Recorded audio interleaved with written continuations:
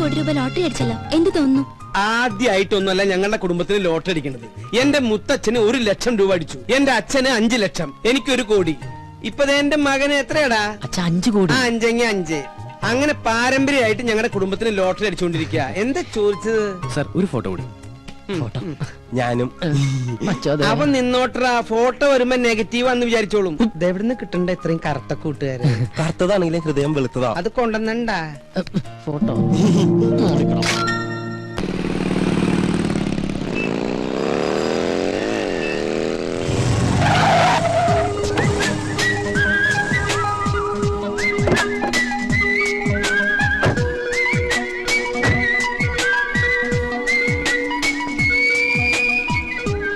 ഗോപ, treat വേണം.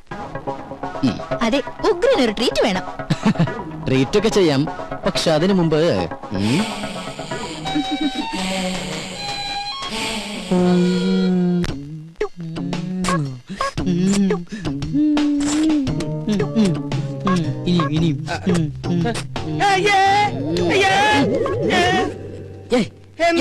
എന്താ?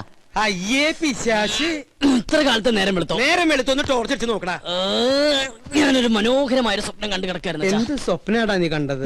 അത് തന്തമാരോട് പറയാൻ പാടില്ല, അടൽസോളിയാ. നീ അച്ഛനോട് പറയില്ലേ? പറയാൻ പാടില്ല കളവാ.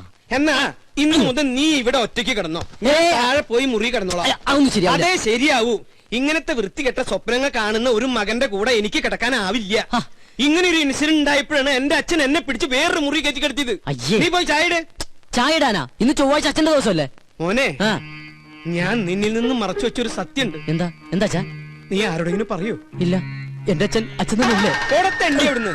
അതല്ല, ചൊവ്വാഴ്ച കാരണന്മാര് ചായ ഇടാൻ പാടില്ല എന്നുള്ള സത്യമാണ് ഞാൻ നിന്നിൽ നിന്ന് മറച്ചു വെച്ചത്. ആരത്? നീ പോയി ചായ ഇട്. ആരാ ബലടിക്കുന്നത് ഞാൻ നോക്കിട്ട് വരാം. എനിക്ക് ചായ ഇടാൻ പറ്റില്ല. ഈ കണക്കിന് അച്ഛനൊരു പെണ്ണ് കെട്ടുന്നതാ നല്ലത്. നീ എന്താ പറഞ്ഞേ? ഒന്നുകൂടി പറഞ്ഞടാ. ഈ കണക്കിന് ഞാനൊരു പെണ്ണ് കെട്ടുന്നതാ നല്ലതെന്ന്. പോടാ പട്ടിയ ഇവിടുന്ന്.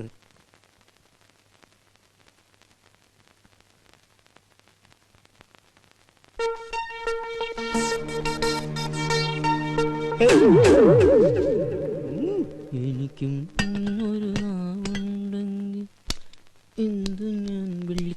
അതെ, ഞാൻ നിന്നോട് എന്താ ആഴ്ചയാണ് കാരണന്മാര് ചായ ഇടാൻ പാടില്ല എന്ന് പറഞ്ഞത്? ചൊവ്വാഴ്ച അല്ല, ബുധനാഴ്ച. ഞാനിപ്പോ ഡയറി എടുത്ത് നോക്കിയതാ. ശങ്കരനാരായണൻ കൊണ്ടുവന്നില്ലേ മാതൃഭൂമിയിലെ ഡയറി, അതെടുത്ത് ഞാൻ നോക്കിയത്. ഒരാൾ വന്നിട്ടുണ്ട്, നീ അങ്ങോട്ട് പോയി. അല്ല, ഞാൻ ചായ ഇട്ടോളാം. ചെല്ലടാ, ചെല്ലേ. ഇതെന്ത് ഭ്രാന്ത്?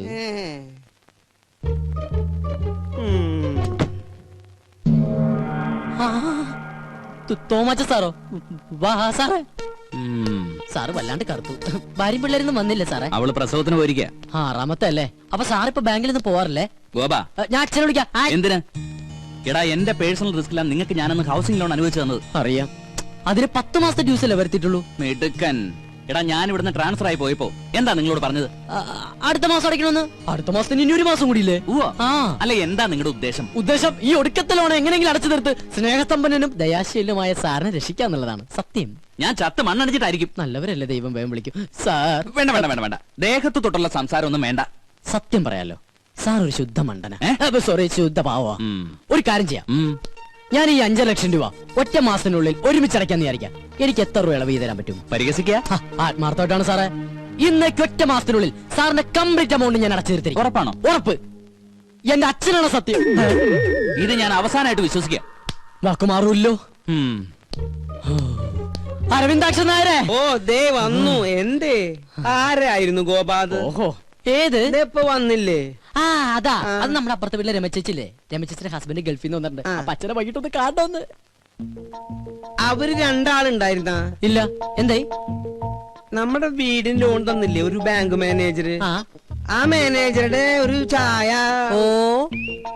ചായ റെഡിയായി. അച്ഛൻ എനിക്കിട്ട് മലപ്പുറം പാര വെക്കായിരുന്നല്ലേ?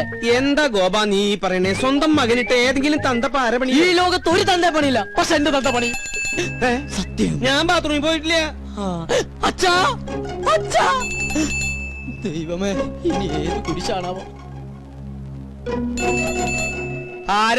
ആരായാലും ഗോപനില്ല. ഞാൻ സോമനാ. ഏത് സോമൻ? സോമസുന്ദരൻ. എന്താ സോമസുന്ദര? ഗോപന് പൈസ കൊടുക്കാൻ വന്നതാ. ഗോപൻ ഇവിടെയുണ്ട്. ഗോപൻ കുളിക്കാ. ഗോപാ, എന്താ അച്ഛാ? നിന്നെ ആ സോമസുന്ദരൻ വിളിക്കണു. ഞാൻ റെഡിയാണ് അച്ഛാ. എന്താ സോമേട്ടാ എന്നെ വിളിച്ചോന്ന് അറിഞ്ഞു? നിനക്ക് കുഴപ്പമൊന്നുമില്ലല്ലോ? ഓ ഇല്ല. ആഹാ കോള് വല്ലതും ഉണ്ടാ? കോളുണ്ട്. ആ 500 നിനക്ക്, 1500 ഓ ആയിക്കോട്ടെ. ഇത് അതെ എന്റെ ശകുനത്തിന് സാലറി ഒന്ന് കൂട്ടി കിട്ടിയാ കൊള്ളായിരുന്നു. 3-4 ബുക്കിംഗ് വേറെ ഉണ്ട്. ഇന്ന് രാവിലെ ഒരു ശകുനം നിന്നിട്ട് വന്നേ ഉള്ളൂ. ഇനി നമ്മുടെ ശാന്തര വീട്ടിലും ബാലപ്പഞ്ചാന്റെ വീട്ടിലും കൂടി. അതെ, നീ അത്ര ബിസി ആണെങ്കിൽ ഞാൻ വേറെ ആളെ നോക്കിക്കോളാം. ആയിക്കോട്ടെ. ആ എന്നാ അതുങ്ങതാ. അല്ല അല്ലാകില്ല ഒന്നും വേണ്ട. ഈ ഒരു കാര്യം മനസ്സിലാക്കും, എന്റെ സാറിന് ഇതിലൊന്നും വിശ്വാസം ഉണ്ടായിട്ടല്ല, പിന്നെ ഇതെല്ലാം എന്റെ സമ്മർദ്ദം കൊണ്ടാണ്. പിന്നെ സാർ കേസ് ജയിക്കുന്നത് നീ ശകുനം നിൽക്കുന്നോണ്ടല്ല, അങ്ങേരുടെ കഴിവുകൊണ്ട്. നിന്റെ ശകുനത്തിന്റെ ഗുണം കൊണ്ടാണെങ്കിൽ നിന്റെ അച്ഛൻ ഇവിടെ ഇങ്ങനെ കരപ്പനം പിടിച്ച് കിടക്കില്ലായിരുന്നല്ലോ, എന്നോ കോടീശ്വരനായനെ. എന്റെ അച്ഛന് കരപ്പന. കരപ്പൻ ഞാനൊരു എക്സാമ്പിൾ പറഞ്ഞതാ. ഇനി നീ പറ, ഇതിവിടെ വെച്ച് നിർത്തണോ തുടരണോ? തുടരാം. സാറിന്റെ ബെൽ മറക്കണ്ട, കൃത്യം 9 മണി. ശുക്ലാംബരധരം വിഷ്ണും ശശിവർണം ചതുർഭുജം പ്രസന്നവദനം ധ്യാനിക്കറിഞ്ഞൂടെ? വെറുതെ ആവശ്യമില്ലാത്ത ഓരോ. സാർ അങ്ങനെ പറയരുത്. അവന് 2000 രൂപ കൊടുത്താലെന്താ? നമുക്ക് കേസ് ജയിക്കണം. കഴിഞ്ഞ 2 കേസുകളിലും അവനെ ശകുനം കണ്ടുപോയത് കൊണ്ടാണ് നമ്മൾ ജയിച്ചത്, അല്ലാതെ എന്റെ കഴിവ് കൊണ്ടല്ല. അല്ലാതെ താൻ പാതി ദൈവം പാതി എന്നാണല്ലോ പ്രമാണം. പോരാത്തതിന് ഇന്നത്തെ എതിർ വക്കീല് കസ്തൂരി മാഡമാണല്ലോ. കോടതിയിൽ ഇന്ന് നടക്കാൻ പോകുന്നത് ഭാര്യയും ഭർത്താവും തമ്മിലുള്ള യുദ്ധമാണെന്ന് ആൾക്കാർ പറയുന്നത്. അതെ, യുദ്ധം തന്നെയാ. ഇനി കസ്തൂരിയല്ല, കോടതിയിലെ സകല വക്കീലന്മാർ വാദിച്ചാലും ഈ കേസിൽ രംഗസ്വാമി തന്നെ ജയിക്കും. ജയിക്കും. നമുക്ക് കാണാലോ. എതിർഭാഗത്ത് രംഗസ്വാമി ആയതുകൊണ്ട്.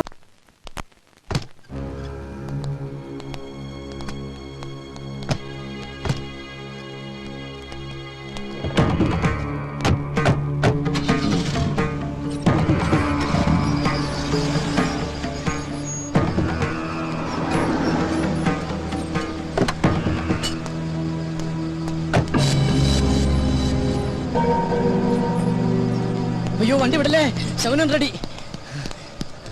Good morning.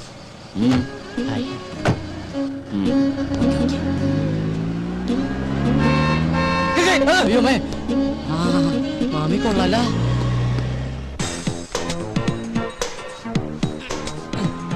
ഡാടാ മര്യാദക്ക് പണിയെടുക്കടാ. സ്വന്തം തന്ത പോലും അറിയാതെയാ ഈ പോസ്റ്റ് ഒട്ടിക്കുന്ന ബിസിനസ് ഞാൻ തുടങ്ങിയത്. ദൈവമേ, ദിവസം ശകുനിൽ നിന്ന് പൈസ മേടിക്കാൻ കഴിഞ്ഞിരുന്നെങ്കിൽ നിങ്ങളെപ്പോലുള്ള ചീപ്പ് തൊഴിലാളികളുടെ കൂടെ ഒന്ന് പോസ്റ്റ് ഒട്ടിക്കേണ്ട ഗതികേട് ഈ സുന്ദരനായ മുതലാളിക്ക് വരില്ലായിരുന്നു. You are right, Mr. Molali. But once upon a time, I was a Shaguni. എന്ന് വെച്ചാ I was a Shaguni. ഞാൻ ശകുനം നിൽക്കണവനായിരുന്നെന്ന്. ഓഹോ, അതിന് അങ്ങനെ ഒരു അർത്ഥമുണ്ടോ? അങ്ങനെ നിന്നായിരിക്കും ഹരി കരി പോലെ ആയത്. ശകുനം നിൽക്കുമ്പോ ചിരിക്കാതിരുന്നത് കൊണ്ട് യവന്റെ പല്ലെങ്കിലും വെളുത്ത് കിട്ടി.